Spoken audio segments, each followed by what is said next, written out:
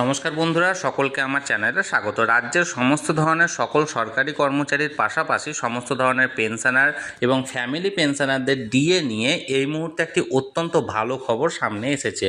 কি সেই খবর, খবরে কি বলা হয়েছে, সকল কিছু আজকের ভিডিওতে বিস্তারিতভাবে আলোচনা করব। ভিডিওটি ডিএ সংক্রান্ত অত্যন্ত গুরুত্বপূর্ণ, তাই প্রথম থেকে শেষ পর্যন্ত অবশ্যই ধৈর্য সহকারে দেখবেন এবং ভালো লেগে থাকলে অবশ্যই একটি লাইক করবেন এবং সকলের সঙ্গে শেয়ার করবেন।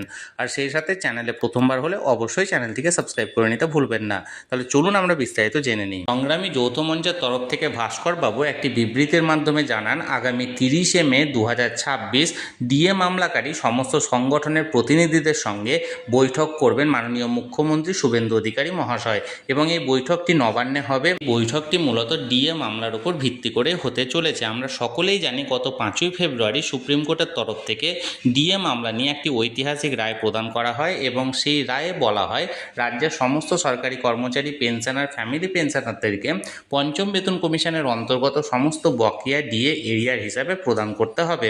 তৎকালীন রাজ্য সরকার এই প্রক্রিয়াটি শুরু করেছিল শুধুমাত্র রাজ্য সরকারি কর্মচারী এবং রাজ্য সরকারি পেনশনারদের জন্য।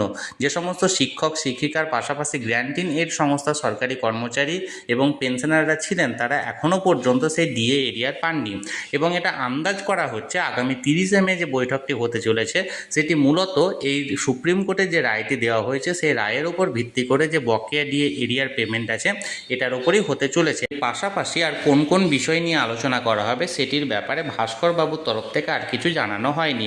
আমি যে কোনো আপডেট পাওয়া মাত্রই সেটা এই চ্যানেলে ভিডিওর মাধ্যমে দিয়ে দেবো, তাই যারা যারা এখনও পর্যন্ত চ্যানেলটির সঙ্গে যুক্ত নেই অবশ্যই চ্যানেলটিকে সাবস্ক্রাইব করে চ্যানেলটির সঙ্গে যুক্ত হয়ে যান। আর এই ভিডিওটি ভালো লেগে থাকলে অবশ্যই একটি লাইক করুন এবং সকলের সঙ্গে শেয়ার করুন। আর সেই সাথে চ্যানেলটিকে অবশ্যই সাবস্ক্রাইব করে রাখুন। ধন্যবাদ, দেখা হচ্ছে পরের ভিডিও।